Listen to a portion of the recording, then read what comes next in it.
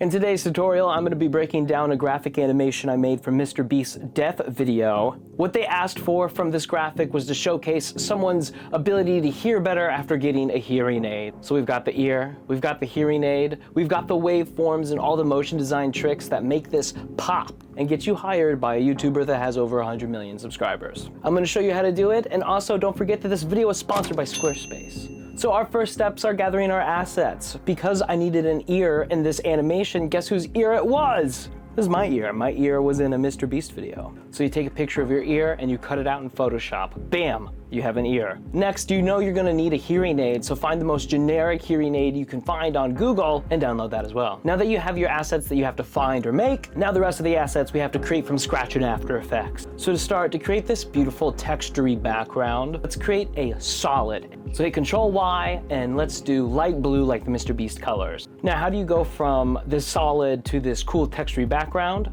Easy. Go around your house and take pictures of cool textury papery things. For the blue background, I took a picture of this piece of cardboard. For the foreground, you see these looping paper texture animation. If you take a photo of a piece of paper, bring it into After Effects, and every 4 frames, you change the size and the rotation of your paper image. When you play it back, you have this amazing looping texture of a papery background. We're gonna pre-compose this, so we have this tiny little clip of looping paper texture. What we're gonna do is right-click on this clip and enable time remapping. We're gonna hold Alt and click on the stopwatch at time and do the expression loop out, parentheses. Now you can extend this little papery clip for as long as you want and you have an endlessly cycling paper texture. Now if we set this to overlay in the blending modes and put this on top of our background, now our blue background is a papery, textury, nice thing. Now you'll see in the final animation there's this cool little pink border. Let's hit Control Y to make a new solid. We're gonna come up to the mask tool, get a square, and make a nice square mask, making a border. We're gonna pre-compose this and bring in our looping paper texture.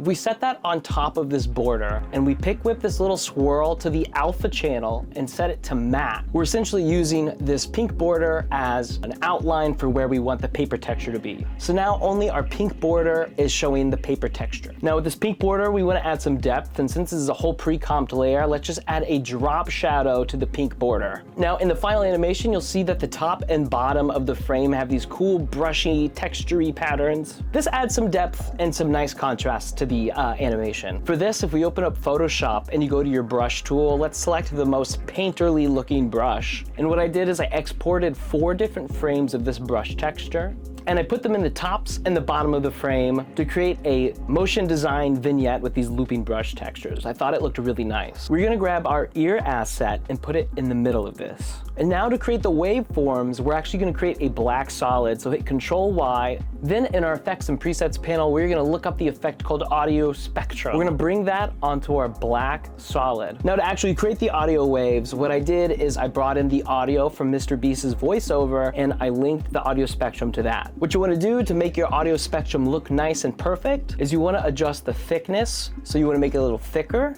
And then the maximum height is really nice. And I'll have that going into my ear. I'll duplicate my ear layer and create a little mask so it looks like the thing is going inside my ear. And for the bad audio spectrum, let's create another black solid, put the audio spectrum effect on there, link it to an audio. And this is to showcase the damaged hearing that a deaf person is gonna hear. So in the audio spectrum effect, we're gonna set it on display from digital to analog dots. This gives it a really broken looking wavelength pattern. So we have a good wavelength on one side and a bad wavelength on the other. Now to showcase that the hearing gets better, we're gonna animate the hearing aid onto the ear, and I'll show you how I did that. So let's just open up this hearing aid in its own layer. But in the effects and presets, if we apply the effect called change color, we can change the color of whatever like the predominant color is, like this brown, to whatever color we want, like this pink. The pro tip with this effect is you wanna change it to hue. I kinda wanted to give it a fun motion coming onto the ear, so I have it kind of like breaking in half and flipping onto the ear. So the way I did that was I duplicated my hearing aid layer and I created a mask, cutting it in half. So I could scale up one half and use rotation keyframes on the other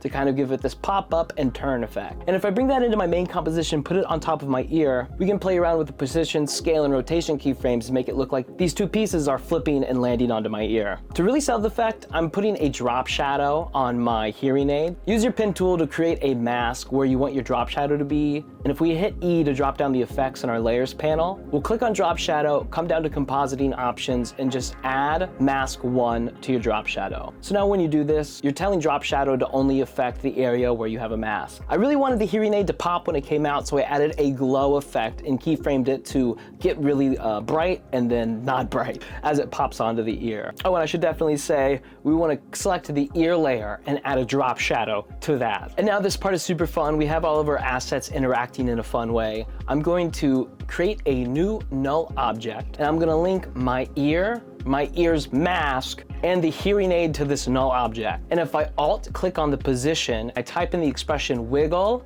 5,30 or any variation. So basically there's so many different numbers you could use to play around with. And basically now our ear is going to be wiggling, the hearing aid is going to be wiggling, and it gives our motion graphic a little bit of life. And to top off this animation, the way I snuck in a good audio waveform once the hearing aid came on was I just keyframed the maximum height of the analog dots to go flat for a second. But I had it keyframed to red, turning green, and the maximum height from 0 to 100. So in that split second, it goes flat, and gives you the perfect opportunity to sneak in a good audio waveform. And finally, I color correct everything. I add a little bit of glows and Gaussian blurs to the lines in the background. This is all subjective. There's no right way to do this. And bam, those are all my motion design tricks to make a graphic animation for Mr. Beast. I hope you learned something in this tutorial. Leave any questions you have down below or message me on Instagram. I'll respond to any questions about editing. I love talking about this stuff. And all of this amazingly useful information